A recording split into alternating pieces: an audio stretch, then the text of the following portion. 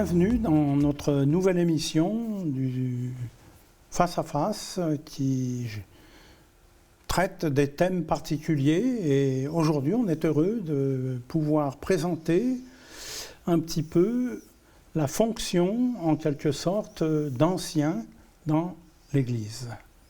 À mes côtés, notre bien-aimé frère Liès, qui va nous accompagner dans toutes ces explications du rôle de l'ancien. Merci pour l'accueil et c'est toujours un plaisir de partager ensemble ce que le Seigneur nous met à cœur et ce que la parole nous dit.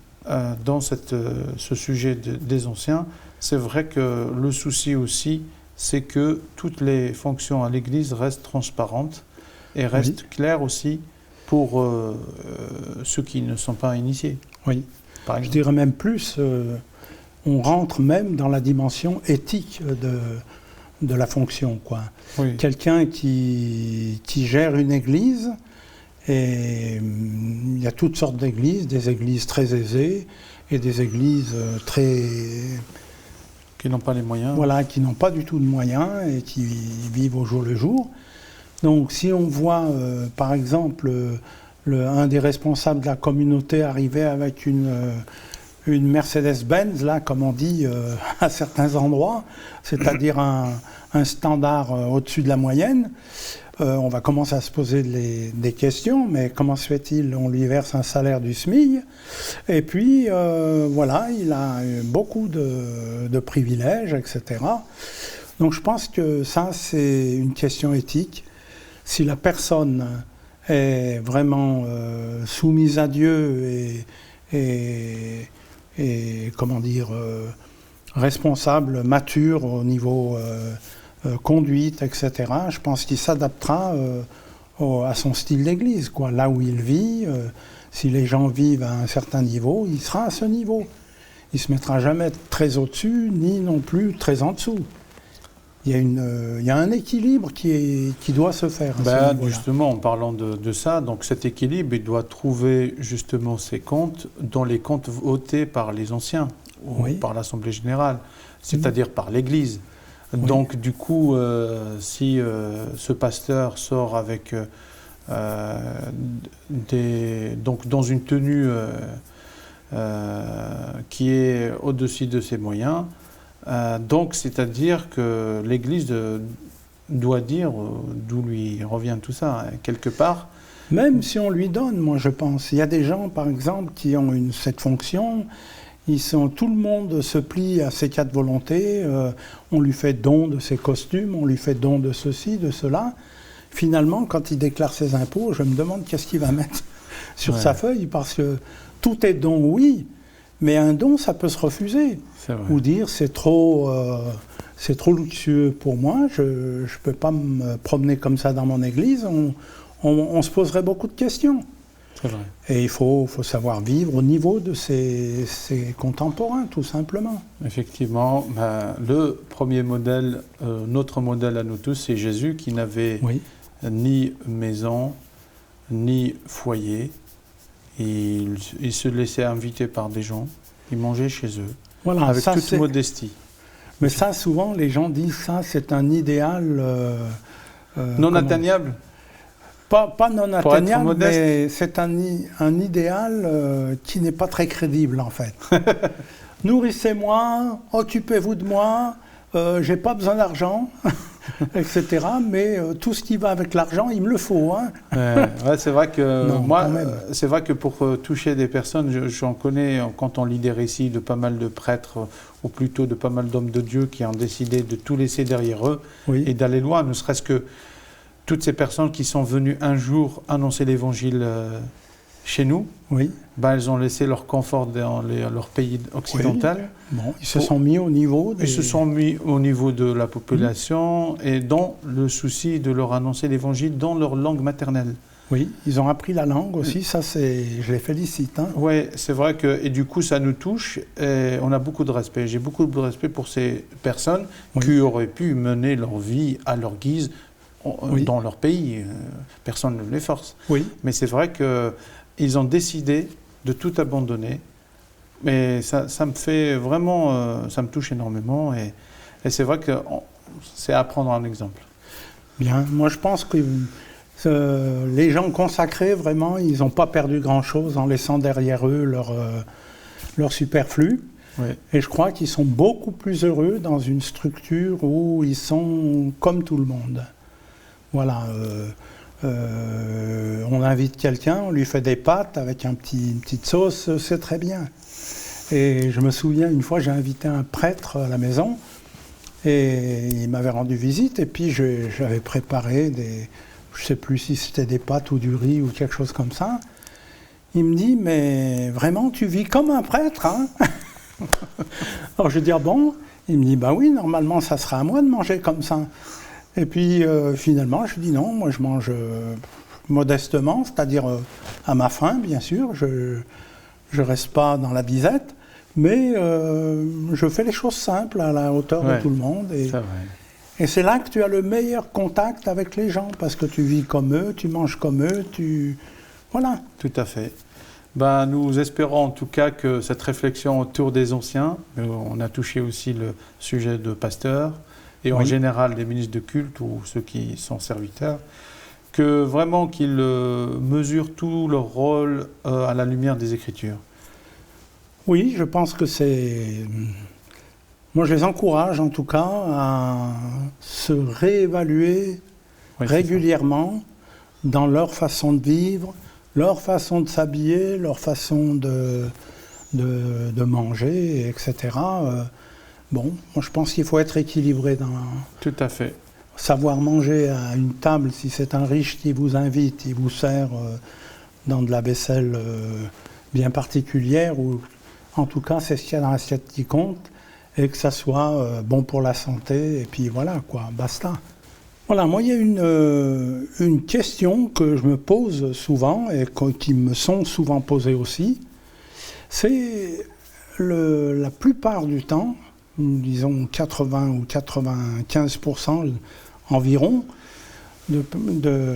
au niveau des anciens, donc les cadres de l'Église. Donc,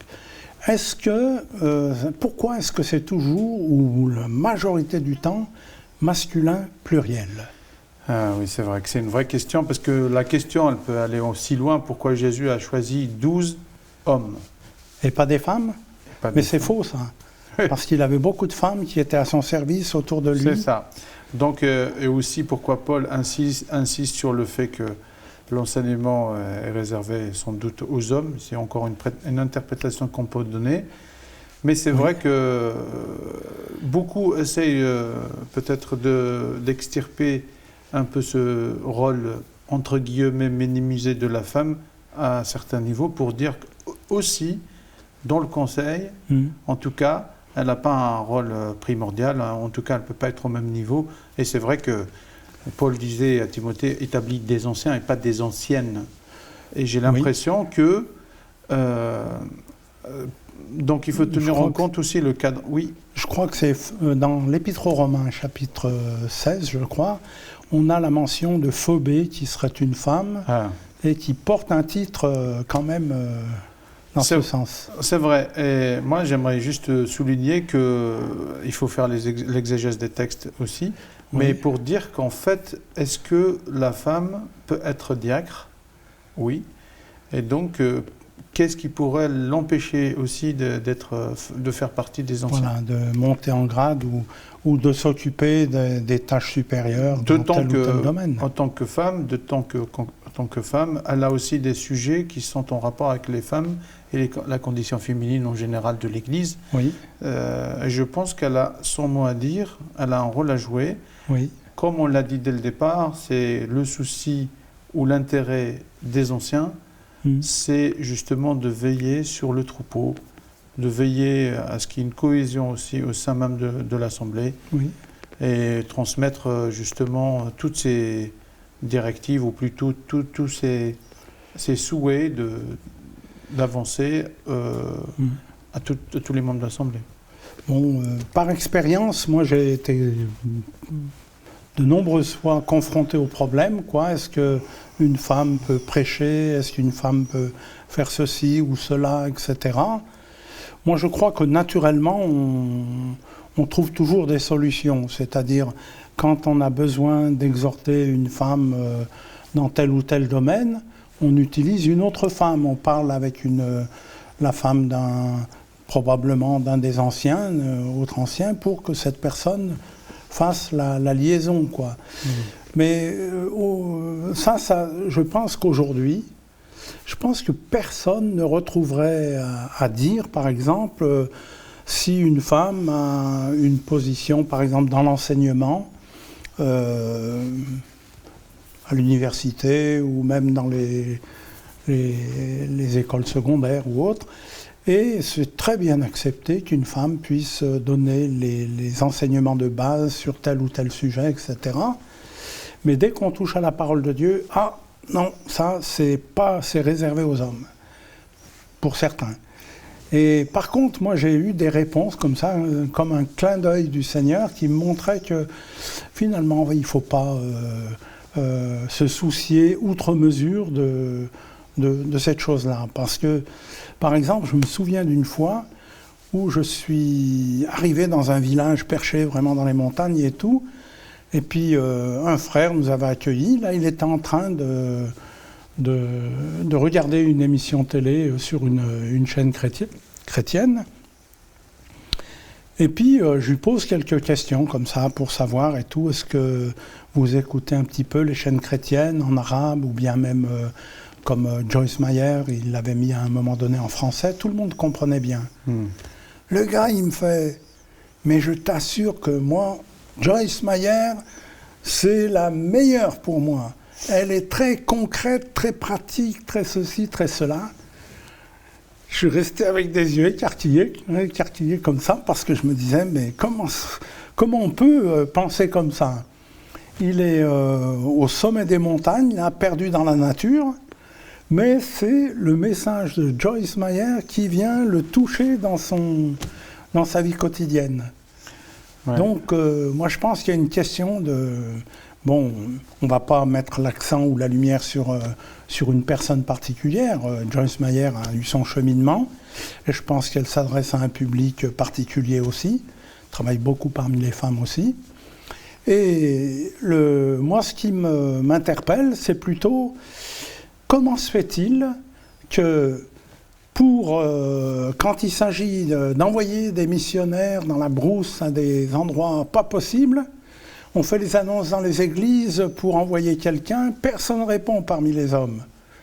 Et puis, c'est les petites demoiselles qui se pointent, voilà, moi je veux bien, mais j'ai pas beaucoup de qualité, ceci, cela.